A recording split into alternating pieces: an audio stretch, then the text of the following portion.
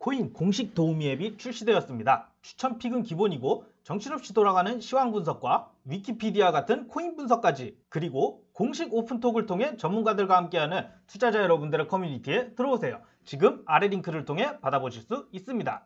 네, 반갑습니다. 우리 골드문TV 구독자분들, 우리 회원분들 반갑습니다. 비트마루 전문가입니다. 제가 영상은 상당히 좀 오랜만에 찍어드리는 것 같아요. 지난주 무료 방송을 진행을 했고, 이번 주에도 월요일, 화요일 무료 방송은 진행을 했는데, 유튜브에서의 영상은 상당히 좀 오랜만인 것 같습니다. 반갑습니다. 자, 오늘도 호재의 이슈를 가지고 나왔죠. 어떤 이슈를 가지고 나왔냐? 바로 SEC의 의장이 바뀌었습니다. SEC, 미국의 증권거래위원회 의장이 게리 갠슬러, 이전에 SEC 의장으로 지명된 지명자이기도 했었죠. 그러면서 게리 갠슬러가 이제 의장이 본격적으로 될 것이다 라고 하는 의견들은 사실상 누구나 가지고 있었어요. 그런데 실제로 바로 어제 SEC의 새 수장으로 게리 갠슬러가 임명이 되었습니다. 자, 그런데 우리 암호화폐 투자자분들에게 이 게리 갠슬러 의장이 임명이 된 것이 어떤 영향을 끼칠까, 이런 것들이 상당히 궁금할 겁니다. 우선 결과적으로 말씀드리면 상당히 호재로 이끌 것이다 라고 좀 이야기를 드릴 수 있어요. 왜 그러냐? 자, 이전에 우리 SEC, 미국의 증권거래위원회다라고 이야기를 했죠. 이젠 수장이 누구였냐? 바로 클레이튼이었습니다. 클레이튼 의장이 있었는데, 이 클레이튼 의장 같은 경우에는 암호화폐가 지금 현재 시장에 끼칠 수 있는 부정적인 우려, 이런 것들을 중점으로 맞췄어요. 그러다 보니까 시가 조작이 될 수 있고, 아직 암호화폐가 법안이 나오지 않았는데 어떻게 이것을 제도권 내로 편입을 시키냐라고 하면서 지속적으로 ETF 거절을 하고 지속적으로 자금 세탁이라든지 그런 것들에 대해서 상당히 부정적인 의견을 많이 표출했었습니다. 그러다 보니 이 SEC 사이에서도 피어스 의원과의 또 마찰도 있었고요. 자, 그런데 이번에 임명된 게리 갠슬러 같은 경우에는 암호화폐에 대해서, 암호화폐뿐만 아니라 새로운 혁신에 대해서 상당히 좋아하는, 그쵸, 이 변화를 상당히 좋아하는 이런 성격을 가지고 있어요. 실제로 이 게리 갠슬러 의장은요, 2018년도에 매사추세츠 공대대학, MIT죠. MIT에서 블록체인과 암호화폐를 강의를 했을 정도로 암호화폐에 대해서 이해도가 좋다라고 좀 말씀을 드릴 거고, 자, 뭐라고 이야기를 했었냐? 지금 현재 기본적으로 시장이, 상당히 중요한 말입니다. 시장이 지금 블록체인 기술이라든지 분산원장 기술이라든지 시장이 기술에 따라 변화되고 있다. 당연히 SEC의 규제도 그것에 맞도록 적용을 시켜야 한다라고 발언을 하면서 암호화폐에 긍정적으로 바라보고 있고, 자, 그렇다라고 한다면 암호화폐 ETF, 그렇죠, 비트코인 ETF, 지금까지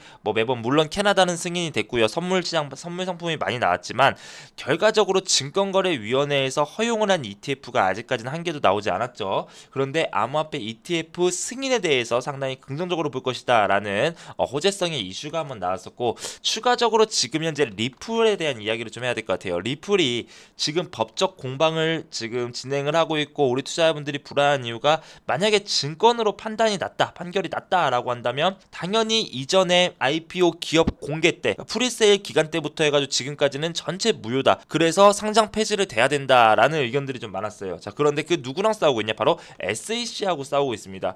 SEC 이전에 클레이튼 의장 같은 경우에는 암호화폐에 대해 상당히 안 좋게 봤기 때문에 고소를 하고 그것 때문에 싸우고 있는데, 그 중간에 의장이 바뀌었다. 의장은 암호화폐에 대해 상당히 긍정적인 사람이다 라고 한다면 이 리플의 승소에 대해서도 상당히 기대가 있지 않을까라고 의견들이 나와주면서 리플이 최근에 상당히 좋은 모습을 또 보여주기도 했었죠. 자, 그렇기 때문에 우리 투자자분들, 암호화폐는 이제 SEC 의장도 바뀌었고, 또 이 안에서 대신에 오늘 바뀌었으니까 내일부터 제도권 해, 이게 아니죠. 당연히 그 안에서 규제를 만들고 다시 한번 검토를 진행을 하고, 중장기적으로 봤을 때도 암호화폐는 지속적으로 살아남을 수 있을 것이다. 우리 작년까지만 하더라도 과연 암호화폐는 존폐할 것이냐, 존폐의 여부에 따라서 과연 생존할 것이냐, 어떻게 될 것이냐, 이런 것들이 큰 화두가 됐었는데, 이제는 이 암호화폐가 제도권 내로 들어오고 미래에 가치적으로 좋다, 나쁘지 않다라고 하는 거는 이미 결론이 나 있는 상태다, 이렇게 좀 말씀을 드리도록 할게요. 자, 그리고 추가적으로 제가 좀 말씀을 드리고 싶은 게 있는데, 그게 뭐냐면, 어제 이제는 저희 골드문TV의 이제 비트마스터 전문가가 영상을 찍었는데, 제가 한번 댓글을 봤어요. 댓글을 봤더니 그 댓글 중에 어떤 댓글이 있었냐? 암호화폐를, 코인을 차트로 보는 사람이 있네요. 보는 게 어딨냐 이러면서 차트를 상당히 좀 무시하더라고요. 암호화폐는 그냥 호재로 올라가는 거고 좋으니까 올라가고 나쁘니까 내려가고 갑자기 급등하는데 차트를 어떻게 보냐 이렇게 좀 생각하시는 분들이 많은데 우선 결론부터 말씀드리자면 오히려 주식 같은 경우에는 기본적 분석이라든지 기업 분석 이런 것들을 많이 해야겠지만 차트, 코인 같은 경우에는 기업 분석이라든지 이런 거를 할 게 없어요. 그렇죠. 이미 지금 테마가 형성되어 있는 것도 아니고 자 그렇다면 투자를 진행을 해야 되는데 단순히 올라가기만 하는 투자를 매매를 했더니 어떻게 됐습니까? 고점에서 그대로 내려가고 그래서 손절을 쳤더니 올라가고 이러면서 반대의 매매를 진행을 한다는 거예요. 자 코인 같은 경우에 자 차트는요 우리 투자자분들 주식도 마찬가지고 코인도 마찬가지입니다. 차트는 개인 투자자분들이 모여서 만든 심리적인 분석이라고 보시면 돼요. 이 구간에서 사람들이 많이 사는구나 이 구간에서 많이 파는구나 그래서 차트 안에 매물대도 있는 거고요. 어디 구간에서 올라가는지 어디 구간에서 내려가는지 저항과 지지라인이 있는 겁니다. 그래서 제 영상에서도 많이 보셨지만 자, 지금 차트 같은 경우에 못 보셔도 돼요. 나는 차트를 모르는데 그럼 어떻게 차트를 보냐? 못 보셔도 됩니다. 그냥 어디에서 음봉이 나왔고 어디에서 양봉이 나왔었냐 이것만 아신다면 그렇죠. 이것만 아신다면 충분히 매매를 할 수 있다라는 거예요. 여기서 음봉이 나왔네. 자, 한번 볼까요? 너무나 좋은 거죠. 자, 아래에서 내려갔다가 여기까지 올라가고 얘가 내려갔네. 다시 한번 여기까지 올라갔으니까 예전에 올라간 구간까지 올라갔으니까 저항을 맞고 내려갔네. 그런데 그 구간을 강한 거래량을 통해서 뚫어줬네. 그렇죠. 그렇다면 이제는 여기 매물대 라인 여기에서 누군가가 이 라인만 되면 팔았었는데 이제는 그 라인이 허물어졌다? 그럼 여기서부터 새로운 상승의 시작인가? 라고 해서 매수를 진행을 하는 거고요. 놓쳤을 때도 마찬가지로 여기에서 새로운 저항대를 맞았는데 뚫어줬네. 요거는 양음양 패턴이라는 주식의 패턴과도 일치합니다. 지금 이 지표를 보시면 모든 지표가 주식의 지표를 그대로 따온 거예요. 그렇기 때문에 주식의 패턴 방식과 너무나도 일치하다라는 거고요. 기업 분석이 필요 없는 이 코인 시장에서 차트적인 분석 하나만 가지고도 충분히 많은 수익을 좀 볼 수 있어요. 그래서 저희는 엊그저께 뭐 더그래프, 어제 또 크립토닷컴 체인, 오늘이 크립토닷컴 체인이죠. 그리고 어제 헤드라이즈 그래프 등등등 해가지고 수익 실현을 했습니다. 그런데 그것도 결과적으로는 차트로만 100% 차트로만 진행을 했고요. 여기서도 마찬가지로 어때요? 돌파된 이후에 그렇죠. 이 라인이 중요 지점인 건 알 것 같은데 여기서부터 급락장세가 나왔으니까 중요 지점이 알 것 같은데 그럼 이 라인만 뚫어주면 한번 급등을 할 수 있겠다. 맞죠? 그래서 한번 급등을 했어요. 근데 에게 별거 아니잖아요 라고 하는데 이 라인이 18%의 수익권을 가져왔습니다. 그래서 지금과 같은 장세에서는 오히려 이렇게 맥점을 잡았다 보면은 좋은 게 뭐냐면 내가 우리 투자자분들 아시겠지만 어디에서 물리는지 그렇죠.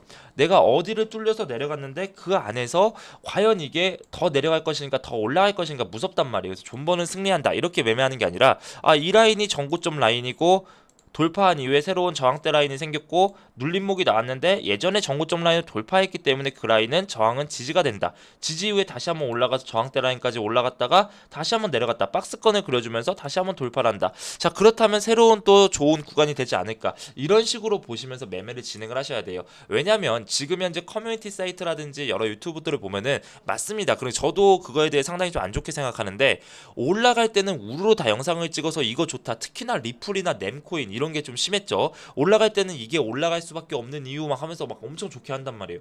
그러다가 내려갈 때는 아무도 신경을 안 써줘요. 그래서 내려갈 때는 또 조용하고 있다가 다시 또 다른 코인들이 올라가면 비트코인 최고점을 뚫으면 비트코인은 1억 5천만 원 간다 얼마 간다 쭉쭉 올라간단 말이죠. 그래서 그런 식으로 매매하는 게 아니라 제가 판단하고 우리 투자자분들이 자 리퍼리온 같은 경우에도 지금 보면 오늘 강한 상승이 나오긴 했지만 지금 결과적으로 몸통상에서는 어때요? 삼각수렴대에 지금 그저 그런 구간이란 말이에요. 그리고 지금 22동평 평균선의 추세 중심선은 오늘 못 뚫고 안착을 못했죠. 자 그러다 보니까 이런 것들을 추가적으로 리플 뭐 100원 갈까요? 라고 해서 들어가는 게 아니라 확실하게 들어갈 거면 여기 보고 박스권 라인을 돌파하고 안착을 했을 때 조금만 더 기다렸다가 매매하는 이런 습관들을 좀 기르시면 우리 투자자분들도 충분히 좀 재밌게 매매를 할 수 있을 것 같은데 지금은 너무 좀 위험한 매매를 하고 계셔서 제가 무료 온라인 공개 방송을 할 때마다 좀 많이 강의를 드리는 이유가 그겁니다. 자 그래서 이 영상 아래 소개글에 보시면 카카오톡 링크 있죠? 그 링크 안에 들어오셔가지고 나 이거 왜 이렇게 해서 고점에서 매매했는데 지금 눌렸어요. 아니면 지금 올라갈 것 같은 코인이 어떤 건가요? 이런 것들을 물어보시면은 제가